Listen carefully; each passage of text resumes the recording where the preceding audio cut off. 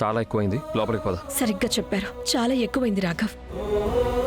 నేనిక మీ దగ్గరికి తిరిగి రాలేను. రేఖ, పిచ్చిదానిలా మాట్లాడుకో. ఏం చెప్పాలన్నా వినాలన్నా లోపలికి పద.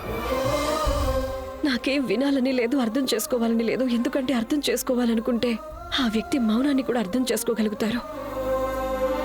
కానీ అర్థం చేసుకోవాలని లేనప్పుడే ఎదుటి వాళ్ళ ఫీలింగ్స్ ని కూడా మీరు జోక్ గా రేఖ, అనుకుంటారు. ఇవన్నీ మాట్లాడుకోవడానికి ఇది కరెక్ట్ ప్లేస్ కాదు. ఇది నీ ఇల్లు. ఇక్కడి నుంచి నువ్వు ఎక్కడికి వెళ్ళడానికి వీల్లేదు.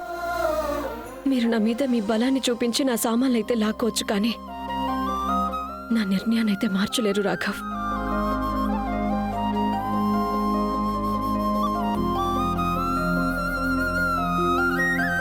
చాలా ఎక్కువైంది, లోపలికి పద.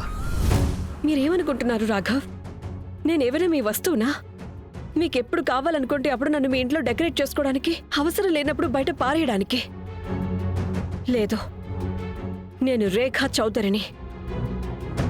మా నాన్న నాకు ఏమిచ్చినా ఇవ్వకపోయినా సెల్ఫ్ రెస్పెక్ట్ అయితే ఖచ్చితంగా నేర్పించారు నాకు. అండ్ ఈరోజు మీ సంతోషం కంటే ఎక్కువ నాకు నా సెల్ఫ్ రెస్పెక్టే ముఖ్యమైనది.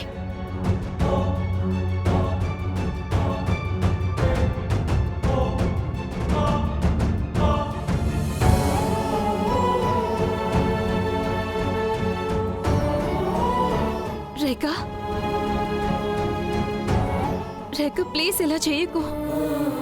నీకు రాఘవ్ మీద కోపంగా ఉంది కదా, అయితే తన మీద కోపంగానే ఉండు. తనతో అస్సలు మాట్లాడొద్దు కూడా. కానీ రేఖ, ఈ ఇల్లు వదిలి మాత్రం వెళ్ళకు.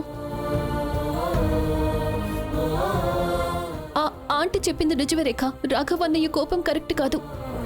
కానీ నాకు తెలుసు ఆయన తప్పుకి చాలా పశ్చాత్తాపడుతున్నారు. పూర్ణిమ వదిన, మీరేమనుకుంటున్నారు? రాఘవ్ నాతో ఏదైతే చెప్పారో అది కోపంలో అన్నారనా?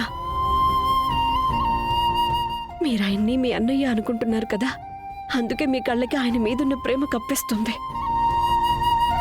ఈరోజు రాఘవ్ ఒక మనిషి క్యారెక్టర్ని ప్రశ్నించారు కదా, ఎవరైతే అతని సుఖదుఖాల్లో ఆయనకి తోడుగా నిలబడిందో. నాకిప్పుడు నా సామాన్లు కూడా అక్కర్లేదు. ఇన్ఫాక్ట్ నాకు రాఘవ్ నుంచి ఏమీ వద్దు. నా వరకు నా సెల్ఫ్ రెస్పెక్ట్ ఒక్కటి చాలు. నేను దానితోనే బ్రతికిస్తాను.